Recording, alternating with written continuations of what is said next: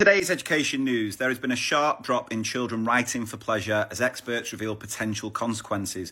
Only 1 in 4 children aged 8 to 18 say they enjoy writing in their free time, which is a dramatic fall, nearly halving over the last 15 years. I just wonder, anyone who's worked in a school over the past 15 years, can you think about what has been implemented in that time that might have led to this? Now, this report from the National Literacy Trust points to an increasing disengagement from writing with worrying consequences for literacy, learning outcomes and children's wider development. The report states that writing has slipped to the bottom of the rankings in national academic performance, falling below even mathematics. The research finds that those who write regularly and enjoy doing so benefit not only from stronger writing skills, but also improved critical thinking, confidence and mental well-being. Writing, the report argues, gives children the powers to express themselves and to interact meaningfully in the world around them. In today's digital-first society, the ability to write clearly, thoughtfully and critically is more vital than ever. I completely agree with this. Even though I am an advocate for AI, and some people might be thinking, well, how important is writing going to be when AI can do all the writing for you? No.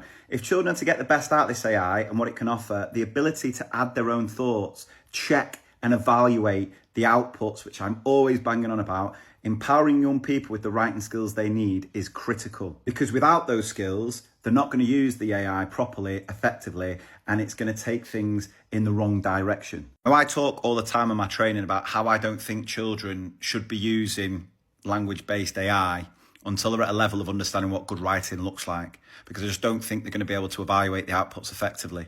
And that's backed up here. Young people who write with confidence are better equipped to engage with it, to question it, to interrogate it, and then take ownership, tweaking it to make it their own. Now, a primary school teacher, none other than yours truly, Lee Parkinson, agreed with the report's findings, saying at primary, the idea of writing for pleasure has just really been lost. The problem that we have as primary school teachers is that the curriculum is just so packed and full on that we don't have a space in it for anything. There's just too much to cover, not enough time, and you're just constantly bouncing from one idea to the next, and you just don't really get the opportunity to get any depth with anything. I'm not talking about writing, but especially writing. No depth, we just skim the surface because there's just too much that we've got to cover. I did have a much longer conversation with the journalist with a few more ideas that weren't included in the article, but I'm going to share them now. You have just got to look at the way we're teaching the English curriculum to understand why children don't really enjoy writing. Michael Gove's SPAG obsessed focus in English, I think, has turned a generation of kids off writing completely.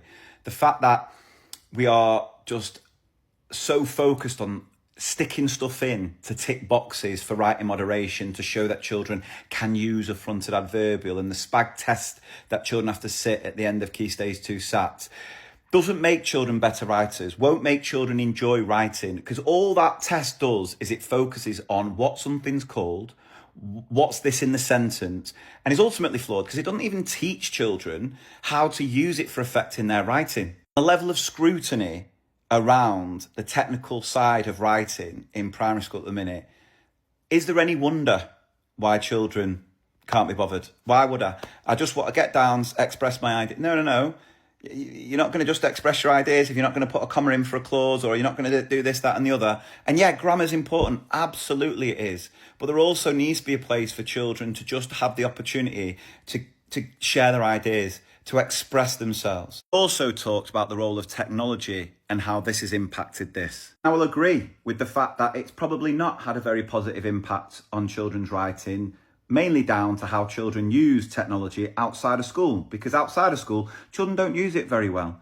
And so the choice between sitting there and writing about something or chasing that next little dopamine hit on a social media platform that is designed to addict and hack your attention, there's only going to be one winner. Again, this is something I'm always talking about on my training, that it's about how we choose to use the technology. And actually, I think the technology can really help children with their writing, because I've seen it with my own son, who's dyslexic, and certain tools that we use, like dictation tools, speech to text, that has removed the barrier to actually allow him to get his ideas and express them so he can get something down, which has seen massive progress with him. And also, if the technology is used creatively, all of a sudden, we can give a much more relevant purpose to children's writing. Another issue when it comes to writing at primary school is that the only real purpose and reason why we get children to write at the minute is so we can assess it. right? So we can check it and see whether they're ticking the boxes, whether they're expected standard. And do you think there's a single Key Stage 2 child in this country that's really bothered about whether they're expected standard? No, it's not going to motivate them. It's not going to give them a purpose to write. And what I found is that actually technology can give children a little bit of a purpose if it's used creatively. I'm sure you've got plenty of students who say to you, when I grow up, Mr. P, I want to be a YouTuber. And I say to students who say that to me, well, if you do want to be a YouTuber, you need to be good at reading and you need to be good at writing, because anything you engage with, any media you engage with on the telly, on a video game console, on the internet, will start off as a written text. It'll either be a script, it'll be a story that's adapted to the screen. This is why writing is so incredibly important. So what we try to do in our school is utilise the technology to bring children's writing to life. If the children are going to write a newspaper report, we don't just leave that in an exercise book for no one to see. We'll get the green screen out and the children can then record themselves doing their own news round, news report in front of the green screen, which also then brings in all of the oracy as well. And again, I've said it before, excessive screen time is a massive issue.